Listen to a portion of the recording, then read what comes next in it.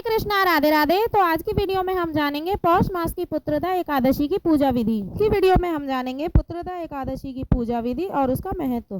2025 में ये एकादशी व्रत कब है और इसका महत्व क्या है। तो देखिए, एकादशी 30 या 31 तारीख को है। पारण का सही समय क्या है और किस चीज़ का भोग लगाना है और पूजा हमें कैसे करनी है। तो देखिए, पुत्र की प्राप्ति के लिए या संतान के सुख के लिए पुत्रदा एकादशी का व्रत किया जाता है। तो पुत्रदा एकादशी का व्रत इस वर्ष यानी 2025 को 2 दिन रखा जाएगा, 30 या 31 तारीख को।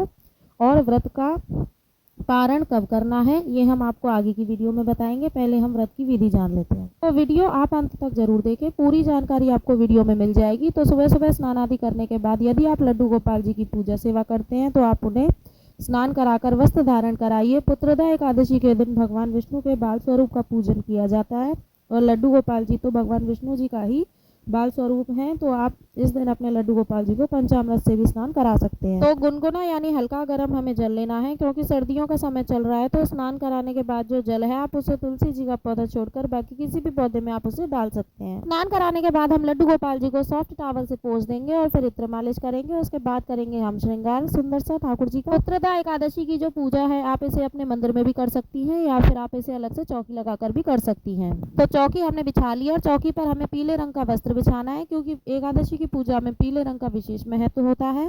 तो आप पीले रंग का वस्त्र बिछा लीजिए। अगर आपके पास नहीं है तो आप लाल रंग का भी वस्त्र बिछा सकते हैं। इसके बाद तिल का आसन देते हुए हम श्री हरि विष्णु जी के स्वरूप को विराजमान करेंगे। आपके पास यदि फोटो है तो आप फोटो ले सकते हैं या आपके पास मूर्ति है तो आप मूर्ति ले सकते हैं। इसके बाद हम गणेश जी को विराजमान कर लेंगे और फिर हम लड्डू गोपाल जी को भी विराजमान कर लेंगे। अगर आपके पास लड्डू गोपाल जी की सेवा नहीं है तो आप विष्णु भगवान जी की पूजा भी कर सकते हैं। एकादशी की पुस्तक को भी हम यहाँ पर विराजमान कर लेंगे। यहाँ पर हम जल का लोटा लेंगे और सबको भाव रूप में स्नान कराएंगे। हम लड्डू गोपाल जी को हमने पहले ही स्नान करवा दिया था और वस्त्र धारण के बाद हम देसी घी का दिया जलाएंगे। आप चाहें तो तिल के तेल का भी दीपक जला सकते हैं।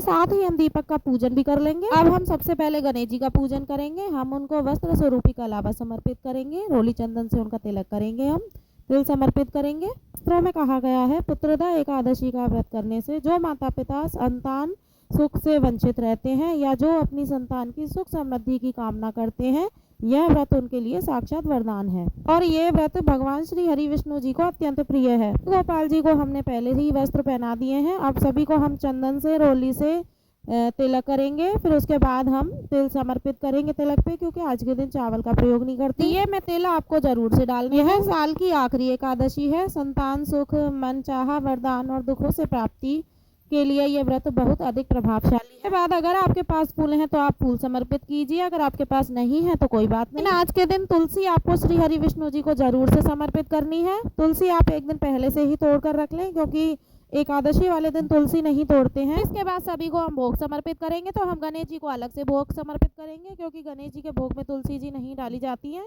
और भगवान विष्णु जी को, गोपाल जी को, इनको हम अलग से भोग समर्पित करेंगे, क्योंकि इनके भोग में तुलसा जी हम डाल सकते हैं। के दिन फलाहार का ही भोग समर्पित किया जाता है, या फिर आप दूध से बनी कोई मिठाई भी समर्पित कर सकते हैं। दूध का भी भोग आज के दिन जरूर लगाया जाता है। गुड़ से, तिल से बनी हुई कोई चीज भी आप समर्पित कर सकते हैं। जोड़कर भगवान से भोग ग्रहण करने के लिए निवेदन करेंगे। हम दक्षिणा समर्पित करेंगे, क्योंकि दक्षिणा हमारी पूजा में रही कमियों को पूरा करती है।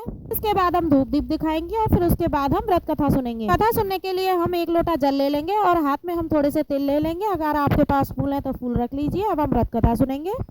अगर आपके पास पुस्तक है तो उसमें से पढ़ सकते हैं या फिर आप मोबाइल में से भी सुन सकते हैं। कथा सुनने के बाद आपने हाथ में जो तिल लिए थे वो आप विष्णु भगवान जी के चरणों में समर्पित कर देंगे और कुछ आप लोटे में डाल देंगे। इस तरह से कथा सुनने के बाद फिर हम आरती करेंगे। तो बहुत ही प्रेम पूर्वक हम आरती करेंगे। सबसे पहले हम गणेश जी की आरती करेंगे, फिर उसके बाद हम विष्णु भगवान जी की आरती करेंगे, लड्डू गोपाल जी की आरती करेंगे। आरती करने के बाद हम हाथ जोड़कर क्षमा याचना करेंगे और अपने बच्चों की दीर्घायु के लिए प्रार्थना करेंगे। इस तरह से हमें पुत्रदा एकादशी के दिन पूजा करनी है। पूजा के बाद जो जल का लोटा है उससे हम सूर्य भगवान को अर्घ दे देंगे। उसी के साथ जो भोग प्रसादी हमने ठाकुर जी को चढ़ाई हैं उनको हम अपने परिवार में प्रसाद स्वरूपी आपस में बांट लेंगे। दक्षिणा का आपको क्या करना है, तो अगले दिन आप दान देंगे उसमें आप दक्षिणा को रख दीजिएगा। तो ये थी सुबह की पूजा। और शाम को हमें इसी तरह से चौकी पर दिया जलाना है, पूजा करनी है और जो भी हम अपने लिए फलाहार बनाएंगे वो हमें ठाकुर जी को समर्पित करना है। तो इस तरह से पुत्रदा एकादशी का व्रत किया जाता है। और पुत्रदा एकादशी के व्रत में आपको एकादशी के व्रत में अन्न बिल्कुल भी नहीं खाना है। तो पुत्रदा एकादशी इस वर्ष यानी 2025 30 और 31 2 दिन रखा जाएगा। अगर आप 30 तारीख को व्रत रखेंगे तो इसका पारण 31 दिसंबर दोपहर 1:26 से लेके 3:31 तक आप कर लें। जो लोग 31 तारीख को व्रत रखेंगे तो इसका पारण होगा 1 जनवरी 2026 सुबह 7:14 से लेकर 9:18 तक। तो 31 तारीख को व्रत रखना सबसे अच्छा है, तो आप अपने हिसाब से देख लीजिएगा। पुत्रदा एकादशी श्री हरि विष्णु जी को समर्पित है। यह पवित्र व्रत भी माना गया है जो विशेष रूप से संतान सुख, वंश वृद्धि और परिवार की खुशहाली के लिए किया जाता है। यह व्रत करने से गृहस्थ जीवन में संतान का सुख प्राप्त होता है। यह व्रत उन दंपतियों के लिए विशेष फलदायी है जो संतान सुख की कामना रखते हैं और इसके साथ ही यह व्रत घर की नकारात्मकता को भी दूर करता है और भगवान विष्णु जी की विशेष कृपा प्राप्त होती है। अगर आपको ये वीडियो पसंद आया हो तो लाइक जरूर करें। तो मिलते हैं नेक्स्ट वीडियो में, तब तक के लिए हरे कृष्णा, राधे राधे।